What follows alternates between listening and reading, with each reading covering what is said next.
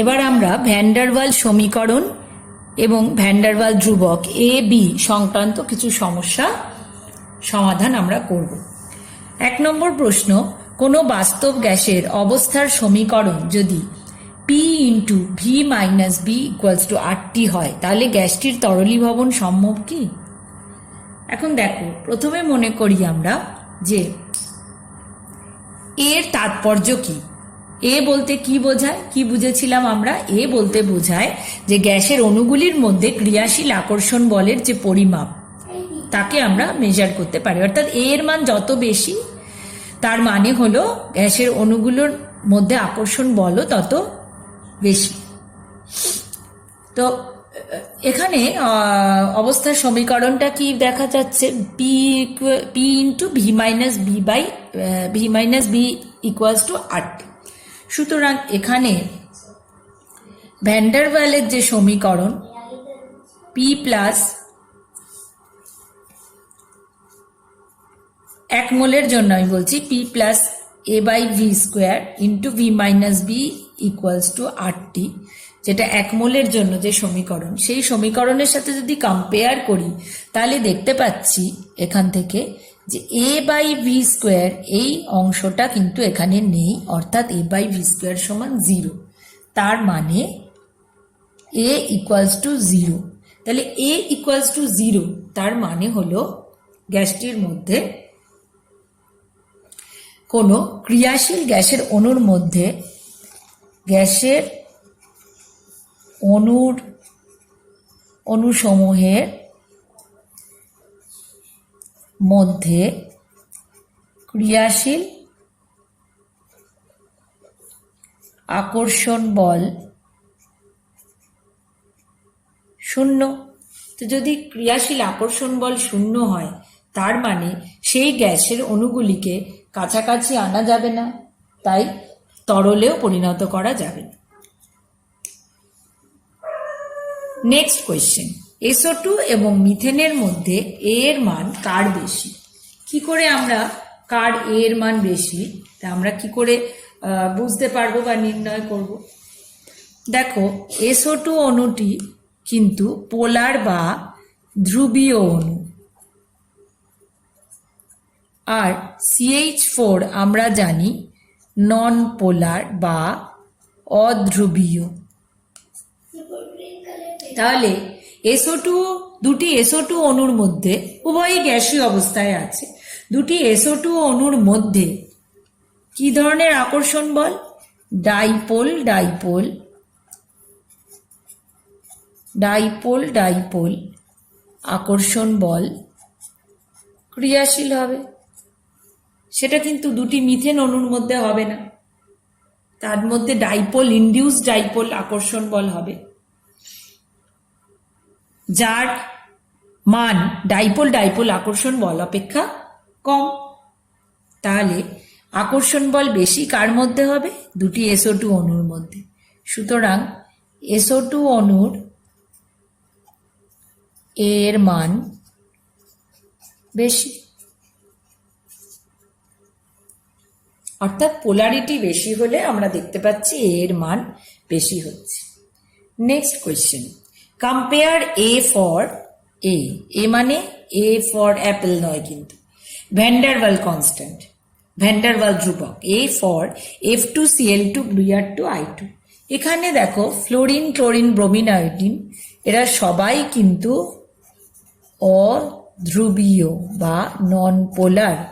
তাহলে এদের কিন্তু কারোরই ডাইপোল ডাইপোল আকর্ষণ বল এখানে আমরা কনসিডার করতে পারবো না। তাহলে এক্ষেত্রে আমাদের কি দেখতে হবে? এই অণুগুলি, এই দুটি ফ্লোরিনের অণু বা দুটি ক্লোরিনের অণু, এদের মধ্যে কি ক্রিয়াশীল হবে? ক্রিয়াশীল হবে উইক ভ্যান ডার ওয়াল ফোর্স। এবার ভ্যান ডার ওয়াল ফোর্স কার সাথে সম্পর্কযুক্ত? যত আণবিক ভর বেশি এই প্রকার আকর্ষণ বল তত বেশি। তাহলে ফ্লোরিন, ক্লোরিন, ব্রোমিন, আয়োডিন এর মধ্যে কার মোলার মাস বেশি হবে বা আণবিক ভর বেশি হবে? আয়োডিনের। কারণ একটা পিরিয়ডিক টেবিলে যত ডাউন দ্য গ্রুপ যাব, আয়োডিনকে আমরা নিচের দিকে পাবো, উপরে ফ্লোরিন, ক্লোরিন, ব্রোমিন, আয়োডিন। তাহলে আয়োডিনের মোলার মাসই কিন্তু বেশি। সুতরাং আয়োডিনের এর ভ্যালু কম্পেয়ার করলে কার বেশি হবে? আয়োডিনের এর মান সবচেয়ে বেশি, এবং অ্যাকর্ডিংলি বাকিগুলি আমাদের সাজানো যাবে। সুতরাং iodine greater than bromine, greater than chlorine, greater than fluorine হবে answer. Next question, compare a value of a for CO2, O2, N2, ammonia. দেখো এদের মোলার মাস আমরা আগে লিখে নিই, আমরা আগেরটাই দেখলাম ভ্যান্ডারওয়াল ফোর্সের কার সাথে সম্পর্কযুক্ত না মোলার মাস বা আণবিক। তো CO2 আণবিক ভর 44, অক্সিজেনের 32, নাইট্রোজেনের 28, অ্যামোনিয়ার 70। তাহলে যদি শুধু ভ্যান্ডারওয়াল আকর্ষণ বল এদের মধ্যে ক্রিয়াশীল হয়, তাহলে আমাদের আণবিক ভর অনুযায়ী সবচেয়ে বেশি এর ভ্যালু হওয়া উচিত কার্বন ডাই অক্সাইডের এবং সবচেয়ে কম অ্যামোনিয়ার। কিন্তু এই অর্ডারে আমরা যদি সাজাই তাহলে সেটা ভুল হবে। কেন? কারণ এর ভ্যালু কিসের উপর নির্ভর করে? নির্ভর করে আন্তঃনিউক্লিয়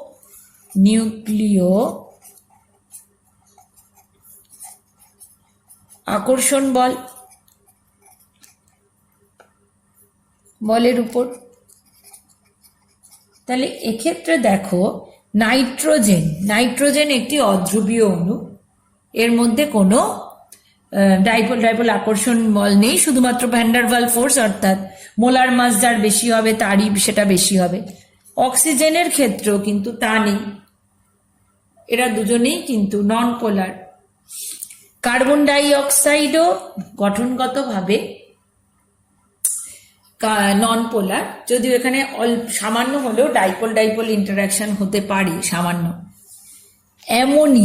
অ্যামোনিয়াতে কিন্তু হাইড্রোজেন বন্ধন, আমরা বন্ডিং চ্যাপ্টারে পড়েছি যে অ্যামোনিয়ার মলিকিউলগুলো হাইড্রোজেন বন্ধনে আবদ্ধ থাকে। তাহলে দুটি অ্যামোনিয়া অণুর মধ্যে ক্রিয়াশীল আকর্ষণ বলের মান বেশি হবে এই অধ্রুবীয় অণুগুলির থেকে। সুতরাং অর্ডারটা কিরম হবে? সবচেয়ে বেশি হবে অ্যামোনিয়ার, কিন্তু তারপরে বাকি যে তিনটি অণু রয়েছে CO2, O2, N2, এদের মধ্যে যেহেতু হাইড্রোজেন বন্ড নেই, ডাইপোল ইন্টারাকশনও নেই, তাহলে এদের ক্ষেত্রে তাহলে কোন আকর্ষণ বল কাজ করবে? শুধুমাত্র ভ্যান্ডারওয়াল আকর্ষণ বল। সুতরাং শুধুমাত্র ভ্যান্ডারওয়াল আকর্ষণ বল কিসের উপর নির্ভর করে?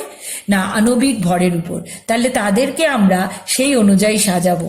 তাহলে সেখানে হাইয়েস্ট হচ্ছে CO2, তারপরে হচ্ছে O2, লাস্টে হচ্ছে N2। নেক্সট কোয়েশ্চেন, কে সবচেয়ে আগে তরলীভূত হবে? আমরা কি জানি এর মান যত বেশি, ক্রিয়াশীল আকর্ষণ বল তত বেশি, এবং তত সহজে গ্যাসটিকে তরলে পরিণত করা যাবে। তাহলে এবার তোমরা বলবে যে এক্ষেত্রে কার এর মান সবচেয়ে বেশি হবে? দেখো অ্যামোনিয়া আছে, SO2 আছে, ইথেন আছে, মিথেন আছে। ইথেন, মিথেন এরা সমস্ত নন পোলার মলিকিউল, তাহলে এদের ক্ষেত্রে কিন্তু আণবিক আকর্ষণ বল কিন্তু ভালো সেরকম হবে না, প্রবল হবে না। SO2 ডাইপোল ইন্টারাকশন, কিন্তু তার থেকেও স্ট্রং অ্যামোনিয়া, হাইড্রোজেন বন্ড। সুতরাং সবচেয়ে আগে তরলীভূত কে হবে? যার এ বেশি। এর কার সবচেয়ে বেশি? Ammonia. So ammonia will be the answer. Next question, hydrogen এবং হিলিয়ামের জন্য ভ্যান্ডারওয়াল সমীকরণ কি হবে? হাইড্রোজেন এবং হিলিয়াম স্পেশালিটি কি? আমরা দেখেছি জেড ভার্সেস পি কার্ভে এদের লেখো কিরকম হয়, অলওয়েজ এদের জেড এর ভ্যালু গ্রেটার দ্যান 1 হয়। তো এদের ক্ষেত্রে ভ্যান ডার ওয়াল ইকুয়েশন কি হবে আগে আমরা সেটা দেখে নেব।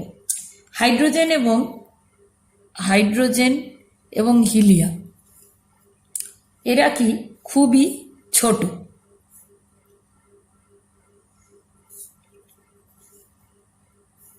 তাই এদের অণুগুলির মধ্যে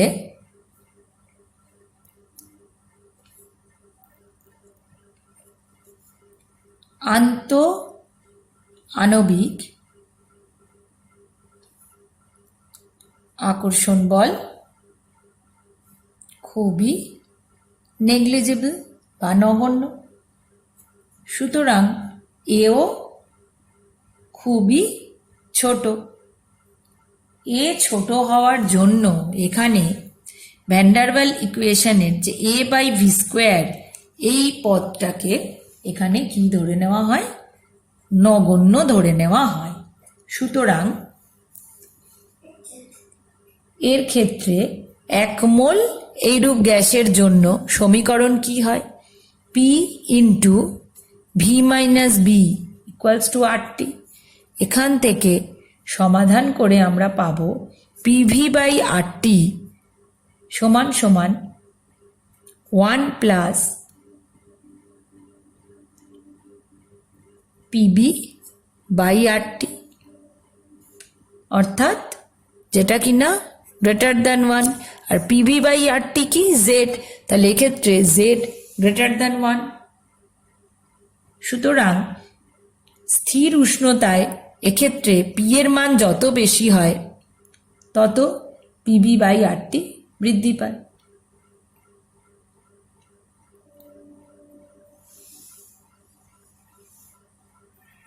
অর্থাৎ এর ক্ষেত্রে ভ্যান ডার ওয়াল ইকুয়েশন কি হবে, P × v - b = RT। আর Z এর ভ্যালুও যে গ্রেটার দ্যান 1 কেন হচ্ছে সেটাও আমরা এই সমীকরণের সাহায্যে বলতে পারছি। আমরা এর আগে পড়েছি যখন Z ভার্সেস P প্লট করা হয়েছে তখন দেখেছি হাইড্রোজেন বা হিলিয়ামের জন্য সর্বদা Z এর ভ্যালু আমরা পাই এরকম সোজা বৃদ্ধি পায়, কোনো নেগেটিভ বা পজিটিভ নেগেটিভ বিচ্যুতি কখনোই হয় না, তার ক্ষেত্রে সবসময় ধনাত্মক বিচ্যুতি হয়। অন্যান্য গ্যাসের ক্ষেত্রে প্রথমে নিচের দিকে নেমে গ্রাফগুলো এভাবে বেঁকে যায়, অর্থাৎ প্রথমে ঋণাত্মক বিচ্যুতি পরে ধনাত্মক বিচ্যুতি দেখায়, কিন্তু হাইড্রোজেন আর হিলিয়ামের ক্ষেত্রে সর্বদাই Z গ্রেটার দ্যান 1 হয়। কেন হয় সেটাও কিন্তু এই প্রশ্নের উত্তর থেকে আমরা উত্তরটা দিতে পারছি। কোনো বাস্তব গ্যাসে পরের কোয়েশ্চেন, কোনো বাস্তব গ্যাসে 2 মোল পরিমাণ একটি 5 লিটার ফ্লাক্সে রাখলে 27 ডিগ্রি সেলসিয়াস উষ্ণতায় 9.1 atm চাপ প্রয়োগ করে। বি এর ভ্যালু দেওয়া আছে, এ নির্ণয় করতে হবে। তাহলে আমরা প্রথমেই ভ্যান ডার ওয়াল ইকুয়েশনটা লিখব। সেখান থেকে এ এর ভ্যালু সাইড চেঞ্জ করে, আমি এটা আর করে দেখাচ্ছি না, তোমরা নিজেরাই করে নিতে পারবে। সাইড চেঞ্জ করে আমরা দেখব এক্সপ্রেশনটা এরকম হবে। তাহলে এখানে আমরা দেখো কি কি প্রদত্ত ডেটাগুলো কি কি আছে। এন এর ভ্যালু দেওয়া আছে 2 মোল। ভি এর ভ্যালু দেখো দেওয়া আছে 5 লিটার, ঠিক আছে। পি এর value 9.1 atm। T is given 27 degree মানে 300 kelvin, and B is also given. তাহলে এখান থেকে পুট করে দেবে সমস্ত ভ্যালুগুলো, দেখবে এর আনসার আমি বলে দিচ্ছি 5.94 atm litre square mole to the power -2। এইভাবে প্রত্যেকটা ভ্যালু এখানে পুট করে এই মান নির্ণয় করতে পারবে। নেক্সট কোয়েশ্চেন, কোনো বাস্তব গ্যাসের সমীকরণ P + a/v² × v = RT হলে Z এর ভ্যালু কত? তাহলে এখানে আমাদের কি করতে হবে, ইকুয়েশনটাকে সিম্পলিফাই করে নিতে হবে। তা আমি ইকুয়েশনটা আবার লিখছি, সেখান থেকে জাস্ট ব্র্যাকেটটা তুলছি, ঠিক আছে। PV plus A by V equals to RT, और PV by RT plus A by RT V equals to 1। তাহলে PV by RT equals to 1 minus A by RT V. কেন পিভি বাই আরটি নিলাম? আমাদের বার করতে হবে Z, আমরা Z এর value জানি PV by RT for 1 mole. তাহলে Z equals to PV by RT equals to 1 minus A by RT V. আনসারটা হবে 1 minus A by RT V. খুবই ইজি কোয়েশ্চেন, সিম্পলিফাই করলাম, একদিকে জেড এর এক্সপ্রেশনটা আনলাম পিভি বাই আরটি, অর্থাৎ জেড এর এক্সপ্রেশনটা আমাদের মাথায় রাখতে হবে। সেখান থেকে আমরা পেয়ে গেলাম 1 minus A by RT V হলো জেড এর ভ্যালু। নেক্সট কোয়েশ্চেন, একটি গ্যাসের অণুর ব্যাসার্ধ 0.2 ন্যানোমিটার, ওই গ্যাসের জন্য ভ্যান ডার ওয়ালস ধ্রুবক বি এর মান গণনা করো। খুবই ইজি, আমরা লিখব, আমরা জানি ভ্যান ডার ওয়ালস ধ্রুবক বি সমান সমান কি আমরা নির্ণয় করেছিলাম 4 ইন্টু ক্যাপিটাল এন, অর্থাৎ অ্যাভোগাড্রো সংখ্যা ইন্টু 4 পাই আর কিউব, যেখানে এন হচ্ছে অ্যাভোগাড্রো নাম্বার। তাহলে প্রশ্নানুযায়ী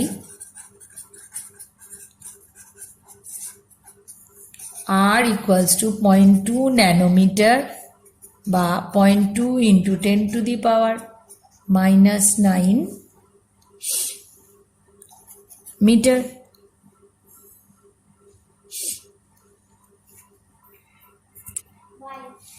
তাহলে b equals to 4 into 6.022 into 10 to the power 23 into 4/3 into 3.14 into 0.2 into 10 to the power -9 whole cube.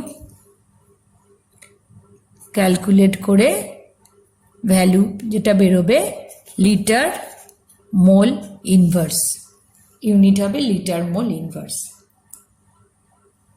এই গেল ভ্যান ডার ওয়ালস কনস্ট্যান্ট আর van der ওয়াল ইকুয়েশনের উপর যে গাণিতিক সমস্যাগুলো, মোটামুটি তার সমাধান।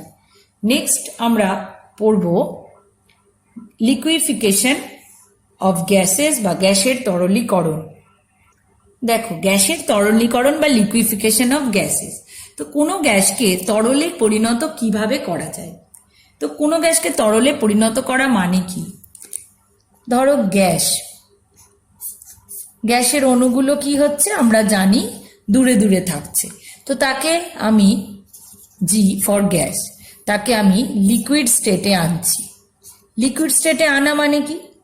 আনা মানে সেই অণুগুলোকে যথাসম্ভব কাছাকাছি আনা, অর্থাৎ তরলে পরিণত করা মানে অণুগুলোকে কাছাকাছি আনতে হবে।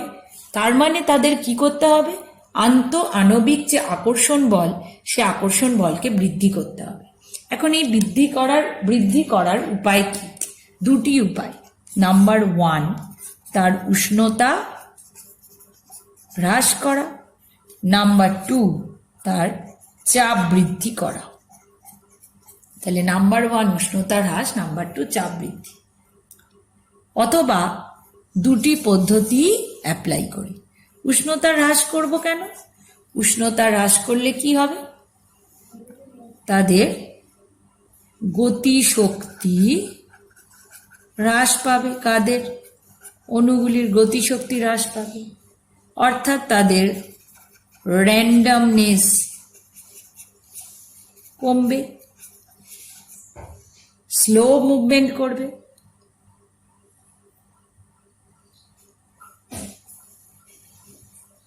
চাপ বৃদ্ধি করলে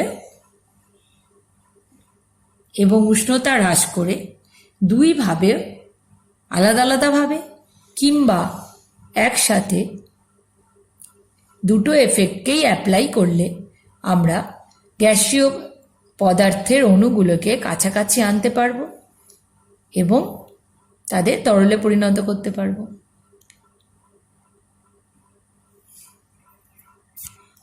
তো বিজ্ঞানী অ্যান্ড্রিউজের মতে, বিজ্ঞানী অ্যান্ড্রিউজ, তার মতে উনি কি বলেন, উনি বললেন যে আমরা যদি চাপ প্রয়োগ করে, চাপের সাহায্যে তরলে পরিণত করতে যাই, চাপ প্রয়োগ করে, সেক্ষেত্রে আমরা দেখব, সেই প্রসেসে আমরা দেখব যে একটা স্পেসিফিক টেম্পারেচার, একটা নির্দিষ্ট উষ্ণতার নিচে থাকতে হবে গ্যাসের উষ্ণতাকে। একটা নির্দিষ্ট টেম্পারেচারের নিচে গ্যাসের উষ্ণতাকে রাখতে হবে।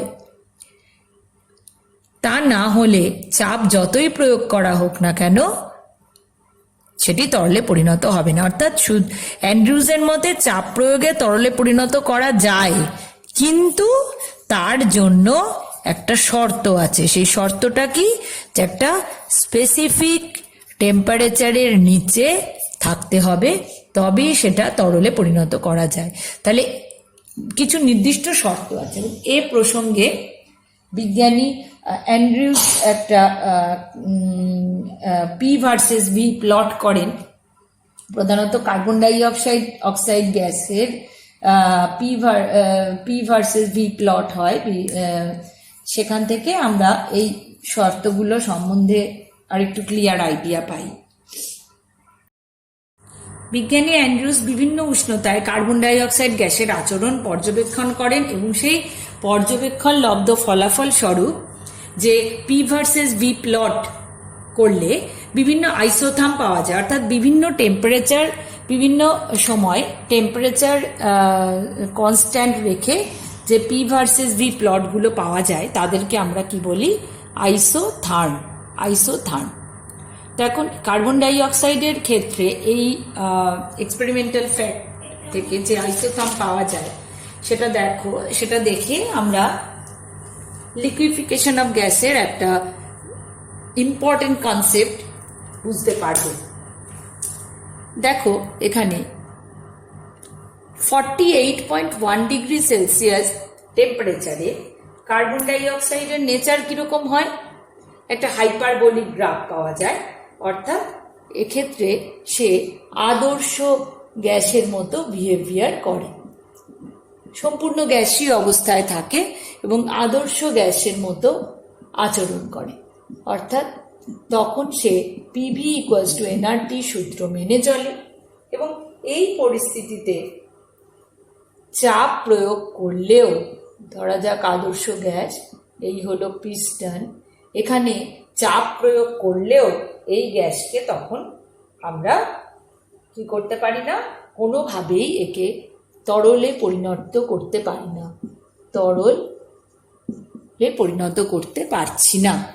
48.1 ডিগ্রি সেলসিয়াসে আদর্শ গ্যাসের মতো আচরণ আমরা দেখতে পাবো, PV equals to nRT follow করবে এবং তখন চাপ প্রয়োগ করেও, চাপ বৃদ্ধি করেও, চাপ প্রয়োগ করেও একে আমরা তরলে কনভার্ট করতে পারছি। দেখো 30.98 ডিগ্রি সেলসিয়াসে প্রথম যখন 73 অ্যাটমসফিয়ারিক প্রেসারে কার্বন ডাই অক্সাইড গ্যাসকে আমরা প্রথম তরল অবস্থায় পাই। কোথায় না 30.98 ডিগ্রি সেলসিয়াসে 73 অ্যাটমসফিয়ারিক প্রেসারে আমরা কাকে পাই? কার্বন ডাই অক্সাইডকে তরল হিসাবে পাই। তাই এই টেম্পারেচারকে কি বলা হয়? টিসি দিয়ে চিহ্নিত করা হয় এবং একে বলা হয়, টিসি মানে হলো সংকট উষ্ণতা, এবং পিসি এর করেসপন্ডিং যে প্রেসার, সেই টিসি কে বলা হয় সংকট উষ্ণতা, এবং পিসি যে করেসপন্ডিং প্রেশার তাকে বলা হয়, কি বলা হয় তাকে না সংকট চাপ বা ক্রিটিক্যাল প্রেশার। এবং ওই সংকট উষ্ণতায় 1 মোল গ্যাসের যে আয়তন, সংকট উষ্ণতায় অর্থাৎ টিসিতে 1 মোল গ্যাসের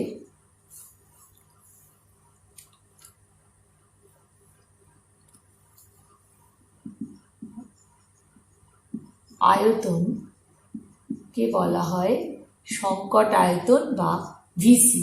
তাহলে টিসি, পিসি, ভিসি এদেরকে কি বলে সংকট ধ্রুবক বা ইংলিশে বলা হয় ক্রিটিক্যাল কনস্ট্যান্ট। টিসি, পিসি, ভিসি এদের বলা হয় সংকট ধ্রুবক বা critical constant.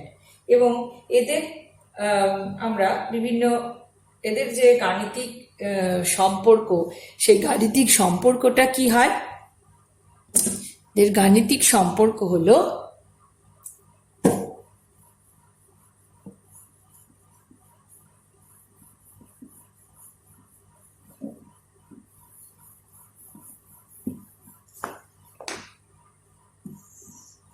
TC van der well কনস্ট্যান্টের সাথে সম্পর্কযুক্ত কিভাবে 8a/27 আরবি, পিসি হচ্ছে a/27 বি স্কোয়ার, এবং সেখান থেকে আমরা এছাড়াও ভিসি হচ্ছে 3b,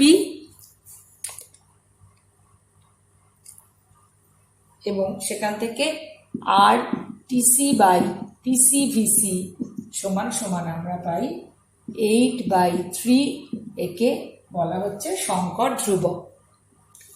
তাহলে আমরা টিসি, পিসি, ভিসি, টিসি হচ্ছে সেই টেম্পারেচার যাকে আমরা সংকট উষ্ণতা বলা হয়, যেই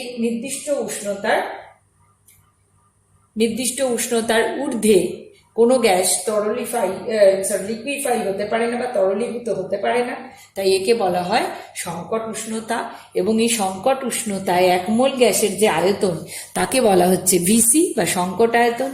পিসি হচ্ছে তার করেসপন্ডিং প্রেশার। টিসি, পিসি, ভিসি কে আমরা কি বলি সংকট ধ্রুবক বা ক্রিটিক্যাল কনস্ট্যান্ট। টিসি সমান সমান 8a/27 আরবি, পিসি হচ্ছে a/27 বি স্কোয়ার, ভিসি হচ্ছে 3b, আর টিসি/পিসি ভিসি এখান থেকে ক্যালকুলেট করে পাচ্ছি 8/3। এই ভ্যালুগুলো ডিডাকশন তোমাদের সিলেবাসে নেই, you have to just remember the expressions. এবার আমরা আবার আইসোথার্মে ব্যাক করি, কারণ একটা ইম্পর্টেন্ট জিনিস আমরা জানলেও এখনো কিছু জিনিস জানা বাকি। দেখো, আমরা দেখলাম 48.1 ডিগ্রি সেলসিয়াসে এটা গ্যাস এবং 30.98 অর্থাৎ ক্রিটিক্যাল টেম্পারেচারে প্রথমে তরলে পরিণত হচ্ছে। ঠিক আছে, এবার প্রেশার বাড়ালে এই অবস্থাতেই প্রেশার যদি বাড়ানো হচ্ছে, এখানে তো প্রথম তরলে পরিণত হচ্ছে এবং এরপরে প্রেশার যত বাড়াচ্ছে তত এটা তরলে পরিণত হচ্ছে। কিন্তু এর পরে এই যে পোর্শনটায়, এই পোর্শনটায় কোনো ভলিউমের চেঞ্জ আমরা পাবো না। কেন কি, আমরা জানি যে তরলে পরিণত হওয়ার পর তার ভলিউমের কোনো চেঞ্জ হবে না, কারণ তরল পদার্থ কি সংকোচনশীল? না, সে আদৌ সংকোচনশীল কিন্তু নয়। এবারে দেখো 21.5 ডিগ্রি সেলসিয়াস টেম্পারেচারে 21.5 ডিগ্রি সেলসিয়াস টেম্পারেচারে এটা গ্যাসীয় অবস্থায় কোথায় থাকে? বি বিন্দু অবধি গ্যাসীয় অবস্থায় থাকে। তাহলে এ থেকে বি বিন্দুতে এর মধ্যে কি চলতে থাকে? এই সময়টা ও সমানে তরলে পরিণত হতে থাকে। তাহলে এই অবস্থায় তরল এবং গ্যাস দুই ফেজেই আমরা তাকে পাই। ঠিক আছে, সিমিলারলি হচ্ছে এই বিন্দুটাকে যদি আই বলি, একে জে বলি, আই থেকে জে এই বিন্দুতেও আই অবধি গ্যাসীয় অবস্থায় থাকে। এখানে টেম্পারেচার হচ্ছে নিয়ারলি 13 ডিগ্রি সেলসিয়াস। আই অবধি গ্যাসীয় অবস্থায় থাকে, আই থেকে জেতে এ ক্রমশ তরলে পরিণত হয়। তাহলে এই সময় তরল এবং গ্যাস উভয় অবস্থায় থাকে এবং এ থেকে আমরা একে তরল অবস্থায় পাই। এই বিন্দুটার নাম ধরা যাক ই। তাহলে ই থেকে অনওয়ার্ডস যত চাপ বাড়ায় এটা তরলে পরিণত হয়, এ থেকে অনওয়ার্ডস চাপ বৃদ্ধি করলে তরলই থাকে, যে থেকে অনওয়ার্ডস যত চাপ বৃদ্ধি করলে এটা ক্রমশ তরলেই থাকে। তাহলে এই আইসোথার্মের এই পোর্শনটাকে আমরা গ্যাসে পাই, এই অবস্থায় এই দিকের পোর্শনে আমরা তরলে পাই এবং এই যে মাঝের যে অংশটা অর্থাৎ এই যে একটা টিলার মতো অংশ আমরা ড্র করছি, এই অবস্থায় কিন্তু একে আমরা লিকুইড এবং গ্যাস দুটো ফেজেই পাই, অর্থাৎ টু ফেজে আমরা একে পাই। ঠিক আছে, তাহলে আর আমরা দেখতে পাচ্ছি যে লো টেম্পারেচারে এবং লো প্রেসারে কিন্তু আমরা একে দেখতে পাচ্ছি গ্যাসীয় অবস্থায় রয়েছে এবং যত হায়ার টেম্পারেচারে আমরা হায়ার প্রেসারে আমরা একে কিন্তু তরল অবস্থায় পাচ্ছি। তাহলে এই গেল মূল বিষয়, অর্থাৎ 48.1 ডিগ্রি সেলসিয়াসে এটি আদর্শ গ্যাসের মতো বিহেভ করছে এবং ই বিন্দু হচ্ছে বা টিসি বা ক্রিটিক্যাল টেম্পারেচারের আসার পর সেখানে ক্রিটিক্যাল টেম্পারেচারের ঊর্ধ্বে কিন্তু একে আমরা কিভাবে পাচ্ছি না, ক্রিটিক্যাল টেম্পারেচারের ঊর্ধ্বে একে আমরা কিন্তু চাপ প্রয়োগ করেও তরলে পরিণত করতে পারছি না, এটা কিন্তু গ্যাসীয় অবস্থায় রয়েছে। আর 21.5 ডিগ্রি অর্থাৎ এই যে 21.5 ডিগ্রি সেলসিয়াসেও আমরা দেখছি এবং 13 ডিগ্রি সেলসিয়াসেও আমরা দেখছি যে একটা নির্দিষ্ট পয়েন্ট অবধি তাকে আমরা গ্যাসীয় অবস্থায় পাই এবং তারপরে চাপ প্রয়োগে আমরা তাকে আস্তে আস্তে তরলে পরিণত করতে পারি। এখন এই যে টিসি সংকট উষ্ণতার মান কি প্রত্যেক গ্যাসেরই সমান থাকে? না, নিশ্চয়ই নয়, এর মানেরও কিন্তু তারতম্য দেখা যায়। কিরকম? ক্রিটিক্যাল টেম্পারেচারের যে ভ্যালু বা সংকট উষ্ণতার মানগুলো বিভিন্ন গ্যাসের ক্ষেত্রে বিভিন্ন। হিলিয়ামের -268 ডিগ্রি সেলসিয়াস, অক্সিজেনের -118 ডিগ্রি সেলসিয়াস, যেখানে কার্বন ডাইঅক্সাইড ও অ্যামোনিয়ার যথাক্রমে 31 এবং 132, অর্থাৎ হিলিয়াম অক্সিজেন এদের ক্ষেত্রে এর মান বেশ কম, তো আর কার্বন ডাইঅক্সাইড অ্যামোনিয়া এদের ক্ষেত্রে বেশি। তো যে সমস্ত গ্যাসের সংকট উষ্ণতার মান কম তাদের ক্ষেত্রে কি হয়, আন্তরাণবিক আকর্ষণ বলের মান কম হওয়ায় জন্য এদের সংকট উষ্ণতার মান কম হয়। মানে কেন কম? কারণ হচ্ছে দেখো, TC equals to 8a/27 RB, অর্থাৎ এর মান যত বেশি হবে টিসির মান তত বেশি হবে। তো আমরা জানি এর মান কিসের উপর নির্ভর করে?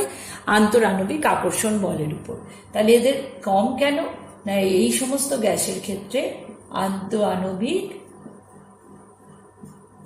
আকর্ষণ কম।